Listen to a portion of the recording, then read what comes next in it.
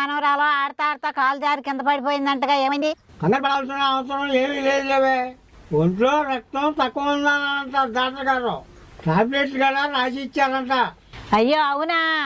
చూడండి, ఎదుగుతున్న ఆడపిల్ల విషయంలో చాలా శ్రద్ధ తీసుకోవాలి. వాళ్ళకి కావాల్సిన పోషకాహారాలు అందేలా చూసుకోవాలి. పిల్లలు అన్నాక తినడానికి కాస్త మారం చేస్తారు, కానీ ఓపికతో మనమే వాళ్ళు తినేలా చూడాలి.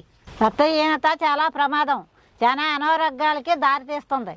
అందుకే ఈ సమస్యకి నాకు తెలిసిన చిట్కా చెప్తా, ఒకటి వినండి.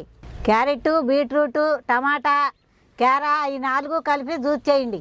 జ్యూస్ అన్నాను కదా అని లోటా నీళ్ళు వేసి చేయమాకండి, అందులో ఏ బలం ఉండదు. నీళ్లు పోయకుండా ఈ 4టిని మిక్సీలో వేయండి. అవసరమైతే 2 చెంచాలు నీళ్ళు వేయండి, అంతేగాని ఎక్కువగా నీళ్ళు వేయకండి. మిక్సీ పట్టాక తెల్లని కాటన్ క్లాత్లో వడగొట్టుకోవాలి. ఇలా తీసిన జ్యూస్ని గ్లాసులో పోసి పిల్లలకి ఇవ్వండి. పిల్లలు ఇష్టపడిపోతే కొద్దిగా తేనె పోసి కలిపి ఇవ్వండి, తాగుతారు. ఇదే విధంగా 40 రోజులు వాడి చూడండి. ఖచ్చితంగా రక్తహీన సమస్య దారిలోకి వస్తుంది. బాగుంది కదా అని రోజు కంటిన్యూగా తాకండి. ప్రసాదంగానే తినాలి, కంచంలో వడ్డించుకుని తినకూడదు. మందును కూడా మందులాగానే వాడాలి.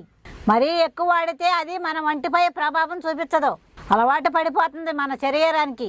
అందుకే చిన్న చిన్న వాటికి కూడా టాబ్లెట్లు వాడకూడదు అంటారు. ఇలా టాబ్లెట్లు వేసి వేసి అది ఒక అలవాటు అయిపోతుంది. ఇప్పుడు కాదు, భవిష్యత్తులో కిడ్నీల మీద పడుతుంది ఈ భారం అంతా. అంతవరకు తెచ్చుకోకండి, అర్థమవుతుందా?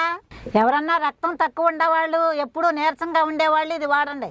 ఈ జ్యూస్ వల్ల ముఖంలో కూడా కల వస్తుంది. టీవీలో చూసినట్టు నల్లగా ఉండవారు ఈ క్రీమ్ రాయంగానే తెల్లగా మారిపోవటం లాంటివి కాదు. పొరపాటు పడకండి, అవన్నీ పై మెరుగులే. నేను చెప్పేది చర్మం బాగుంటుంది, వాడి చూడండి, తేడా తెలుస్తుంది. నేను ముందుగా ఇప్పుడు టమాటాలని 4 ముక్కలుగా కోసుకుంటున్నాను.